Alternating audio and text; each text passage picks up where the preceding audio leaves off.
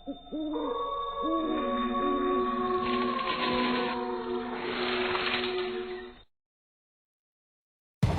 का वक्त था।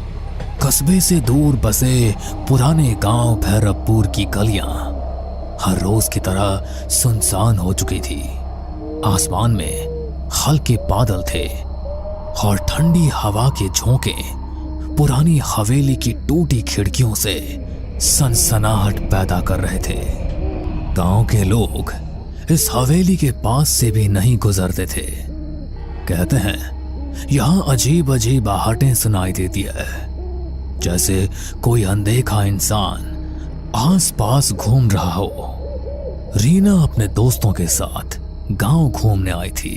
सबने मजाक मजाक में कहा, चल रीना, तू तो बहुत बहादुर बनती है। अगर सच में हिम्मत है तो फिर हवेली के अंदर चल। मुझे किससे डर लगेगा? भूत वूत जैसी कोई चीज नहीं होती। रीना अकेली हवेली के अंदर चली गई। टॉर्च की रोशनी टूटी दीवारों पर पड़ते ही डरावनी परछाइयां बनने लगी। वो चौंक कर पलटी। वहां कोई नहीं था। शायद मेरे दोस्तों ने मजाक किया होगा।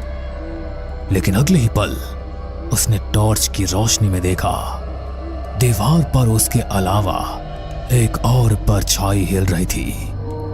रीना की सांसें तेज हो गई। उसने धीरे से पुकारा, कौन है वहां? पर कोई जवाब नहीं मिला। बस धीरे धीरे कदमों की आहट पास आने लगी। वो भागकर बाहर निकली। दोस्त हंस पड़े। क्या हुआ? रंग उड़ गया चेहरे से? रीना कांपती आवाज में बोली, नहीं, अंदर कोई था। दोस्तों ने मजाक उड़ा दिया। लेकिन उस दिन के बाद से रीना के साथ अजीब घटनाएं होने लगी। कभी रात में उसके कमरे में किसी के चलने की आवाज आती, कभी शीशे में उसके पीछे कोई धुंधली परछाई दिखाई देती। गांव का नाई रघु रोज रात को देर तक दुकान बंद करता। एक दिन जब वह तालाब के किनारे से घर जा रहा था तो उसे लगा कोई उसके पीछे पीछे चल रहा है। कौन है बे? सामने आ! पर कोई जवाब नहीं। वो तेज कदमों से चलने लगा, लेकिन नाहट भी उतनी ही तेज हो गई। अचानक उसके सामने एक सफेद साया खड़ा हो गया।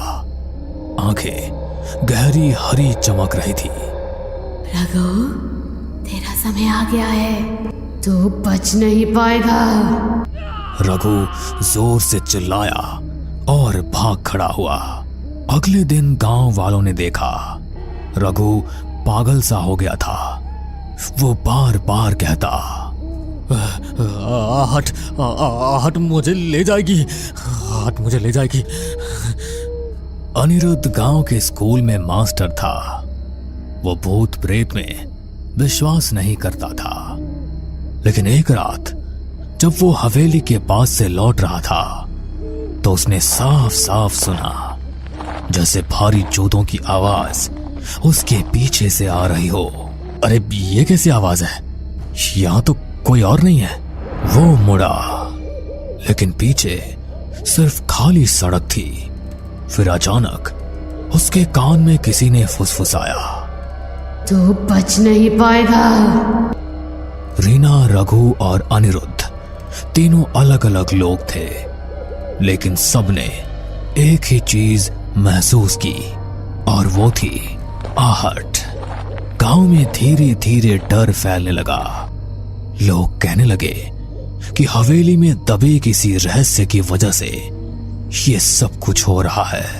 गांव भैरवपुर में अब हर कोई हवेली का नाम लेते ही सिहर उठता। रीना का चेहरा अब पीला पड़ चुका था। रघु पागलपन की हद तक डर चुका था और अनिरुद्ध मास्टर भी अब रात को अकेले निकलने से कतराने लगा था।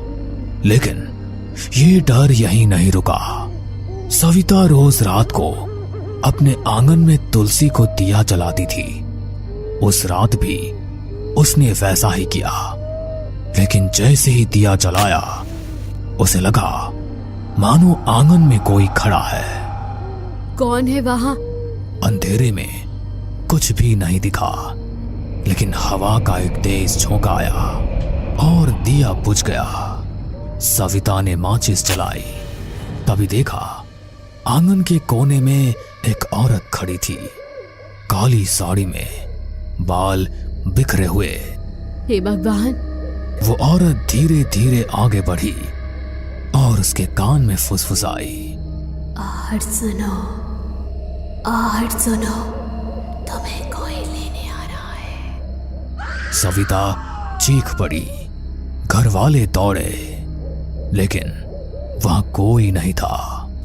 अगर यहां कोई आत्मा है तो आज मैं उसे शांति दूंगा, वो मंत्र पढ़ने लगा। तभी हवेली की सीढ़ियों पर धीमे धीमे कदमों की आवाज आई। कौन है वहां?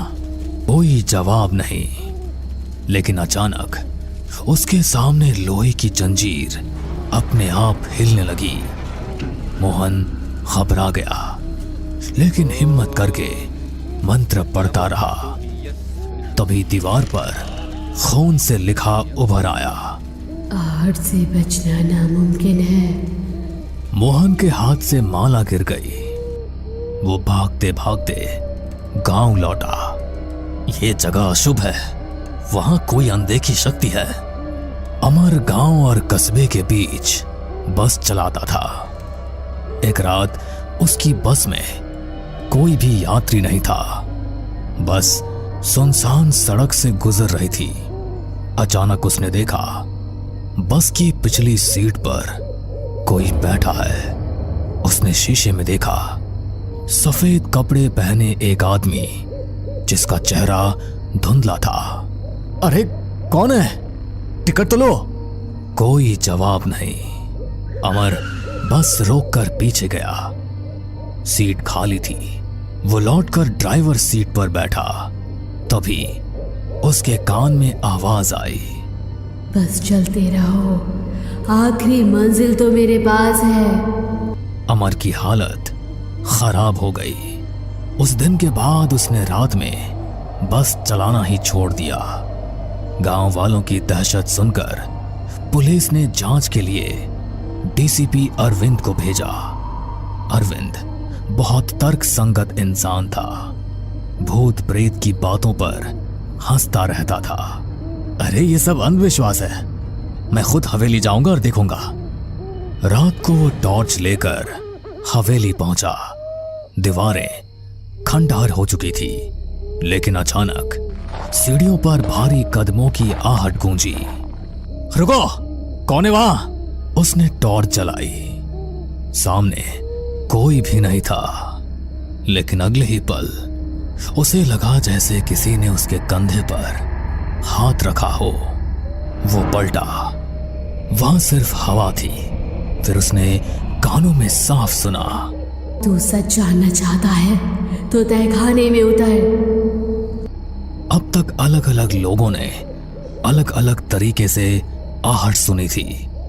सब घटनाएं अलग अलग थी, लेकिन एक ही बिंदु पर जाकर जुड़ती थी, आहट।